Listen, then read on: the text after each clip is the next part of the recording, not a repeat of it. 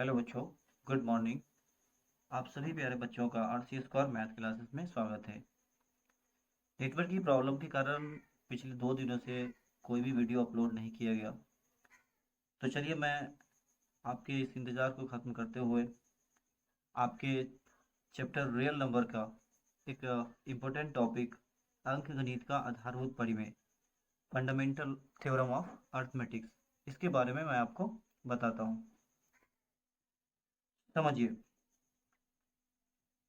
यहाँ लिखा है, मैंने कुछ पॉइंट इसको समझिए। लिखा हुआ है कि किसी भी भाज्य संख्याओं को अभाज्य संख्याओं के रूप में लिखा जा सकता है। इसे अंक गणित का आधारभूत परिमेय कहते हैं। मतलब क्या हुआ कि कोई भी भाज्य संख्या यानी जो अपने से कटता है, जैसे कि आपको पता है भाज्य संख्या के बारे में, 4, 8, 12, 10, 15, 21। ये एक ऐसा नंबर है जो अपने आप से तो कटता ही है, किसी दूसरे नंबर से भी विभाजित हो जाता है। जैसे 21 है, ये 3 से भी कटता है, 7 से भी कटेगा और 21 से भी कटेगा। तो ऐसा भाज्य संख्या, कोई भी भाज्य संख्या हो, उसको हम अ, अभाज्य संख्याओं के रूप में लिखा जा सकता है। अगर उसको हम लिख सकते हैं तो ये जो तरीका है, ये प्रोसेस है, ये क्या कहलाएगा? अंकगणित का आधारभूत परिमेय कहलाएगा। ठीक है, चलिए आपको एग्जाम्पल के तौर पर समझते हैं कि क्या होता है ये। मैंने एक नंबर लिया 432। इसका हम सबसे पहले क्या करेंगे कि इसको गुणनखंड करेंगे, यानी फैक्टर तोड़ देंगे इसका। ठीक है, तो चलिए 432 का फैक्टर तोड़ते हैं। तो दो दूनी 4, दो एकाही 2 और 1, 2 छक्के 12, 2 से काटेंगे, 2 एकाही 2, एक एक उतारने पर यहाँ भागने लगता है। तो पहले आप जीरो देंगे, फिर दोनों को साथ करेंगे, 16, 2 अट्ठे 16। इसको फिर से काटिएगा, 2 पंचे 10, 2 चौके 8, 2 से काटेंगे, 2 दूनी 4, एक बचेगा, इसमें जाएगा 2 सत्ते 14 और दो, सॉरी, यहाँ 3 से कटेगा, 3 नमा 27 और 3 तिया 9।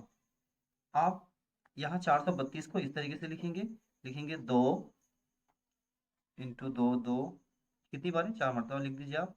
2 इंटू 2, 3 कितनी मरतबा? 3 भी 3 है, तो लिखेंगे 3 इंटू 3 2 4 टाइम से, यानी 4 बार आया है, इसलिए 2 पे पावर 4, और 3 टाइम से, यानी 3 के ऊपर पावर 3। ये आपका हो गया अंकगणित का आधारभूत परिमेय। यानी किसी भी भाज्य संख्या को, ये अभी क्या था? भाज्य संख्या। हमने इसको फैक्टर तोड़ दिया, गुणनखंड में लाया, गुणनखंड में लाने फैक्टर तोड़ दिया। फैक्टर तोड़ने के बाद ये जो भी नंबर मेरे पास आया, ये सारा का सारा नंबर क्या है? एक अभाज्य संख्या है, 2 अभाज्य संख्या, 3 अभाज्य संख्या, और भी कोई नंबर आएगा तो वो अभाज्य संख्या होगा। जैसे एक दूसरा एग्जाम हम लेते हैं, एक दूसरा एग्जाम्पल लेते हैं। जैसे मान लेते हैं कि ये 81 ले लेते हैं। ये एक नंबर है, ये भाज्य संख्या है। क्यों? क्योंकि ये 81 से तो कटेगा ही, साथ में 3 से कटेगा, उसके बाद 9 से कटेगा, और भी नंबर से कट सकता है। तो ध्यान दीजिए, यहाँ 81 को, जैसे हम 81 को फैक्टर तोड़ते हैं, 81 को तोड़ते हैं, तो आप लिखिएगा इस तरीके से।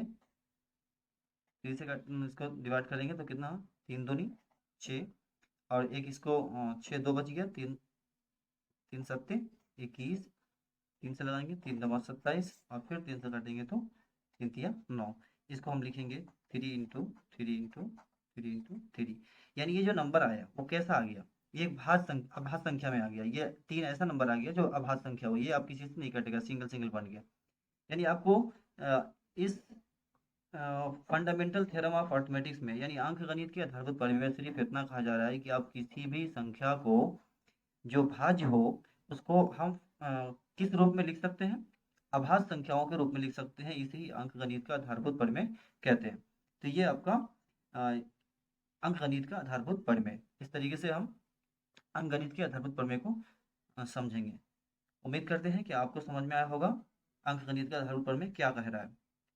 सिंपली आप इतना ध्यान रखना है कि किसी भी भाज्य संख्या को जब हम फैक्टर तोड़ करके उसको अभाज्य संख्या के रूप में लिख सकते हैं, यही जो प्रोसेस, यही विधि है जो वो अंकगणित का आधारभूत परिमेय है। और इसके द्वारा आप किस तरीके से एचसीएफ और एलसीएम निकालते हैं, वो आपको मैं अगली वीडियो में बताता हूँ।